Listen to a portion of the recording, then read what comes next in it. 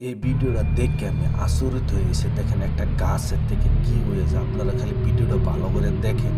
দেখলে আচরিত হয়ে আমি নিজেও প্রথমত ভিডিওটা দেখে আচরিত।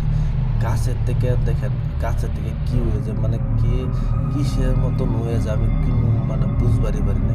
আপনারা যে কিছু বুঝবার পাইছেন কমেন্ট বক্সে জানাইবেন। দেখেন গাছটার প্রথমত গাছ হয়ে আসলো বাদে কি হয়ে গেছে মানুষ না জীবজন্তু মানে কিছুই বোঝা যায় না। আপনারা কিবা বুঝবার পারছেন?